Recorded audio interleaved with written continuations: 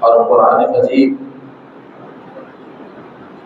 یہ ساری انسانیت کے لیے ہدایت ہے۔ اور اللہ تبارک و تعالیٰ نے مسلمانوں کو اور اپنے بندوں کو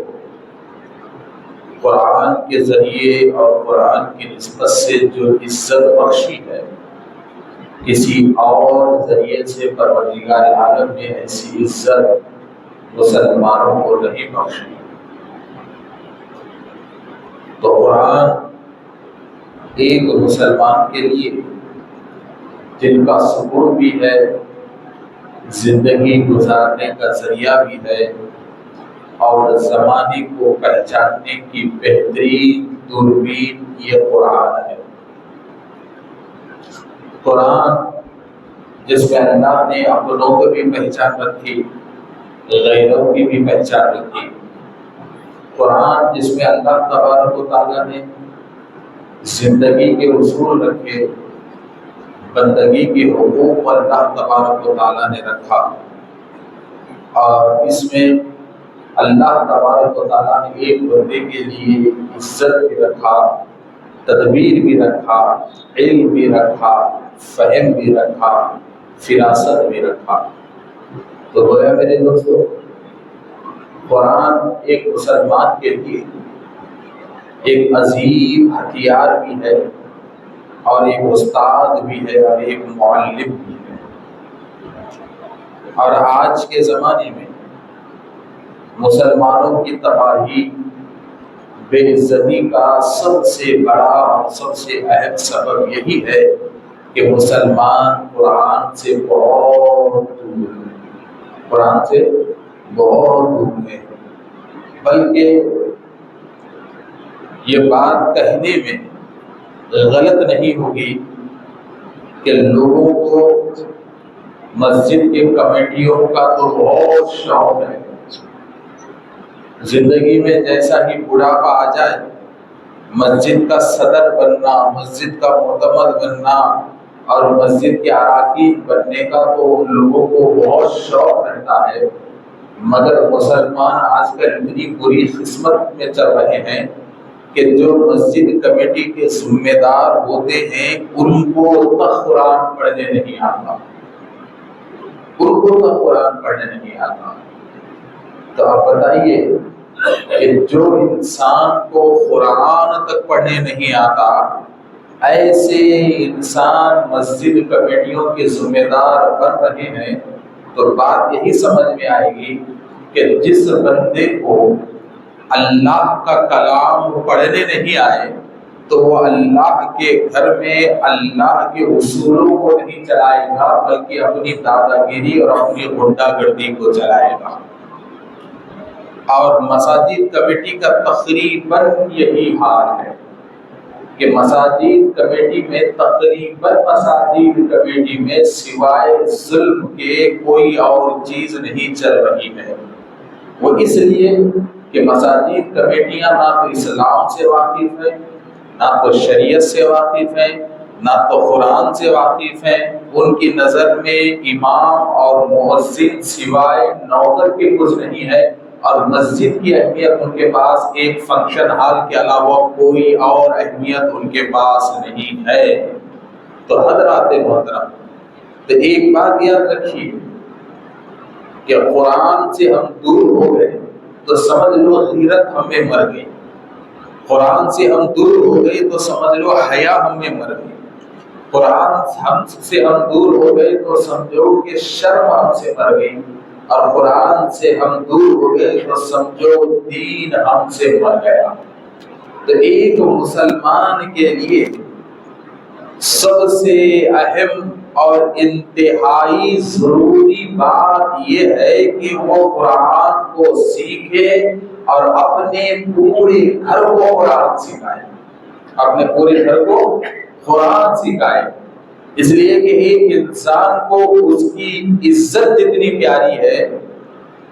عزت سے زیادہ قرآن کا سیکھنا اس کے لیے بہت ضروری ہے۔ اس لیے کہ اللہ تبارک و تعالیٰ نے مسلمان کی عزت کو قرآن کے ساتھ جوڑے رکھا ہے۔ مسلمان کے سکون کو اللہ نے قرآن کے ساتھ جوڑ رکھا ہے، مسلمان کی عظمت کو اللہ نے قرآن کے ساتھ جوڑے رکھا ہے۔ تو جتنا مسلمان قرآن سے جڑے رہے گا عزت اس کے پاس اتنی رہے گی، جتنا مسلمان قرآن سے جڑے رہے گا برکت اس کے پاس اتنی رہے گی، جتنا مسلمان قرآن سے جڑے رہے گا اس کے گھر میں خوشحالی اس کے پاس اتنی رہے گی، جتنا مسلمان قرآن سے جڑا ہوا رہے گا اس کی نسلوں میں اتنی شرافت رہے گی۔ اور جس گھر میں قرآن سے دوری ہو جائے اور جس گھر میں قرآن مجید کا پڑھنا بند ہو جائے اور جس گھر کی اولادیں اور جس گھر کے بڑے اور بوڑھے قرآن سے ناواقف ہو تو پھر وہ گھر بے برکتی کا گڑھا بن جائے گا، وہ گھر فتنہ اور فساد کا بازار بن جائے گا، اور اس گھر میں سوائے نفرتوں کی اور کوئی چیز گھر والے کو نہیں ملے گی۔ تو بتانے کا مقصد یہ ہے کہ میرے دوستو کہ آج ہم میں سب سے بڑا المیہ یہ ہے کہ مسلمان اپنے آپ کو تو مسلمان کہتا ہے، مگر آج کا مسلمان بڑے افسوس کی بات ہے کہ قرآن سے واقف نہیں ہے، بڑی شرم کی بات ہے کہ قرآن سے مسلمان واقف نہیں ہے، اور یہ ڈوب مرنے والی بات ہے۔ میرے دوستو قرآن جس میں اللہ تبارک و تعالیٰ نے جگہ جگہ مسلمانوں کو کئی خطرات سے آگاہ کیا، جس میں اللہ تبارک و تعالیٰ نے کئی دشمنوں کو بے نقاب کیا، وہ قرآن جس میں اللہ تبارک و تعالیٰ نے کئی سازشوں کو مسلمانوں کے سامنے رکھا، ایسا قرآن کے جس میں اللہ تبارک و تعالیٰ نے فتنے اور فساد کے دور میں جینے کا ایک بہترین انداز قرآن میں اللہ تبارک و تعالیٰ نے بتایا، ایسا قرآن کہ جس میں اللہ تبارک و تعالیٰ نے کمزور کے لیے طاقت رکھی، بے سہارا کے لیے سہارا رکھا، اور بے علم کے لیے علم رکھا، اور مصیبت زدہ کے لیے سکون رکھا، بیماروں کے لیے شفا رکھا۔ اتنا عظیم قرآن، اتنا انمول قرآن اور ایسا عظمت والا کلام جب اللہ تبارک و تعالیٰ نے مسلمانوں کو دیا ہے تو آپ غور کرو کہ مسلمانوں کے پاس قرآن کا کتنا احترام ہے، کتنا احترام مسلمان کے پاس ہے۔ حضرات محترم دیکھیے اللہ تبارک و تعالیٰ نے قرآن مجید میں کیسے کیسے واقعات کو رکھے ہیں اور کیسی کیسی تاریخی پروردگار عالم نے قرآن مجید میں بیان کیا ہے۔ کاش اگر ہم قرآن سے جڑے ہوتے اور ہر روز ہم قرآن پڑھتے رہتے اور قرآن سے ہمارا گہرا تعلق ہوتا تو آج ہماری حالت ایسی نہیں ہوتی، ہرگز ہماری حالت ایسی نہیں ہوتی۔ مگر ایک چیز ذہن میں رکھیے کہ قرآن سے اپنے تعلق کو جوڑیے، اس لیے کہ آج کل ہمیں بہت شوق ہے سب کرنے کا، ہر چیز کرنے کا ہمیں بہت شوق ہے، مگر آج ہماری جو عزتیں برباد ہو رہی ہیں، ہم جو تباہ و تاراج ہو رہے ہیں، اس کی سب سے بڑی وجہ یہی ہے کہ قرآن سے ہمارا تعلق نہیں ہے۔ میں بڑے افسوس کے ساتھ یہ بات کہہ رہا ہوں کہ آج ہم میں کچھ مسلمانوں کی عمر 70 سال 60 سال مسلمانوں کی عمر ہے، مگر افسوس کی بات ہے کہ 60 سے 70 سال عمر ہونے کے باوجود بھی قرآن کا ایک لفظ بھی انہیں پڑھنے نہیں آتا۔ کیا یہ مسلمانی ہے کہ کلام الہی جسے پڑھنے نہ آئے ہم اسے مسلمان کہیں گے؟ آخر مسلمانوں کو پتا نہیں کہ اسلام کو انہوں نے کیا سمجھ بیٹھا ہے، جبکہ کلام الہی کی تعلیم کا گھر میں ماحول نہیں ہے، قرآن کی تعلیم کا گھر میں ماحول نہیں ہے، بلکہ حضرات محترم میں آپ کو ایک اور بات کہتا ہوں کہ آج کل ہمارا معاشرہ اتنا گر چکا ہے کہ قرآن نہ پڑھنے کی وجہ سے ہم ہر عبادت سے اتنے محروم ہو رہے ہیں کہ ہم میں آج کل کچھ ایسے بھی لوگ پیدا ہو چکے ہیں جو جنازے کی نماز پڑھنے سے بھی ڈرتے ہیں۔ میں نے اپنی آنکھوں سے کئی مرتبہ دیکھا ہے کہ جنازے کے ساتھ تو مسجد آتے ہیں مگر نہ نماز میں شامل ہوتے ہیں، نہ جنازے کی نماز میں شامل ہوتے ہیں، بلکہ مسجد کے گیٹ کے باہر سگریٹ پیتے ہوئے، بیڑیاں پیتے ہوئے بیٹھ جاتے ہیں اور جنازے کی نماز پڑھنا ہوا ہے تو سمجھتے ہیں، جنازے کی نماز پڑھنا وہ اپنے لیے نقصان سمجھتے ہیں۔ میں آپ کو کیا بتاؤں کہ معاشرہ کتنی خطرناک دلدل میں جا رہا ہے، کتنی خطرناک دلدل میں جا رہا ہے۔ ایک اور کڑوی بات کہتا ہوں میرے دوستوں کہ آج ہمارے پاس ہر دربار کا ادب ہے، آج ہمارے پاس ہر دربار کا ادب ہے۔ لیڈر کے پاس جاؤ تو لیڈر کے پاس جا کے ادب کیسا کرنا ہمارے کو اچھا آتا، ایم ایل اے کے کیمپ آفس میں جاؤ، ایم ایل اے کے کیمپ آفس میں جا کر کتنے ادب سے ٹھہرنا مسلمان بڑے اچھی طریقے سے جانتے۔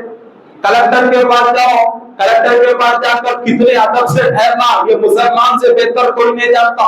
ایس پی کے پاس جاؤ، کتنے ادب سے ٹھہرنا یہ مسلمان سے بہتر کوئی نہیں جانتا، مگر مسلمان کو اللہ کے گھر کا ادب نہیں معلوم۔ بندوں کے درباروں کا ادب مسلمان بڑا اچھا کر رہا ہے، لیڈروں کے درباروں کا ادب تو مسلمان بڑا اچھا کر رہا ہے، سیاسی درباروں کا مسلمان تو بڑا وفادار بن چکا ہے، بڑا مؤدب بن چکا ہے، مگر اللہ کے دربار کا، اللہ کے گھر کا ادب مسلمان بھول چکا ہے۔ بلکہ میں آپ کو یہ بھی کہوں گا اگر کوئی مجھ پہ تنقید کرتا ہے تو کر لینے دو، میں تنقیدوں کی پرواہ کبھی نہیں کیا۔ آج مسلمانوں کے پاس مسجدوں کی اہمیت فنکشن ہال کے برابر ہو چکی ہے۔ یہ اللہ رب العزت کا وبال میں نازل ہو رہا ہے کہ مسجدوں کو فنکشن ہالوں کے برابر لا کے رکھ دیے۔ اب آپ پوچھیں گے کہ مسجدوں کی اہمیت فنکشن ہال کے برابر کیسے، تو میں آپ کو بتاتا ہوں، سنیے، پیر میں درد ہے کرسی پہ بیٹھ گئے، گھٹنے میں درد ہے کرسی پہ بیٹھ گئے، کمر میں درد ہے کرسی پہ بیٹھ گئے، تو کرسی پر بیٹھنا کوئی برائی نہیں ہے، شریعت نے آپ کو سہولت دی ہے، بیٹھیے، شریعت نے آپ کو سہولت دی ہے، آپ معذور ہیں، آپ مجبور ہیں اور شریعت نے آپ کو سہولت دی ہے تو سہولت کا آپ استعمال کیجئے۔ کرسی پہ بیٹھنا حالت مجبوری میں کوئی بری بات نہیں ہے، مگر آپ کرسی پہ بیٹھ کر کیا کر رہے ہیں؟ ایسے بیٹھ رہے ہیں جیسے کہ دیوان خانے میں آپ بیٹھے ہوئے ہیں۔ آپ کی حالت کیا ہے کرسی پہ بیٹھنے کے بعد؟ کرسی پہ بیٹھنے کے بعد فنکشن ہال کی بیٹھک اور مسجد کی بیٹھک میں آپ کے پاس کوئی فرق نہیں آ رہا ہے۔ آپ کرسی پہ بیٹھ کر کیا کر رہے ہیں؟ میں ہر جمعہ دیکھتا ہوں بلکہ کئی مسجدوں میں دیکھتا ہوں کہ کچھ ہمارے دوست ایسے ہیں کہ 1 بجے اگر کرسی پہ بیٹھے تو 1:45 تک آپس میں باتیں کرتے رہتے ہیں، 1:45 تک آپ ایک دوسرے کے گلیہ شک میں محفوظ رہتے ہیں، کبھی پیر قبلے کی طرف ہو رہے ہیں، کبھی ہاتھ اٹھا رہے ہیں، کبھی ٹیڑے بیٹھ رہے ہیں۔ ارے کچھ تو ایسے خدا کرو، کرسی پہ بیٹھنے کا مطلب یہ نہیں کہ آپ اپنے گھر میں بیٹھ گئے۔ ارے میرے بھائی ڈرو، یہ اللہ کا دربار ہے، یہ اللہ کا گھر ہے۔ ارے اللہ کے گھر میں تم اللہ سے نہیں تو کس سے ڈرو گے؟ جب اللہ ہی سے قوم ڈرنے تیار نہیں ہے تو یہ قوم کا حال کیا ہوگا؟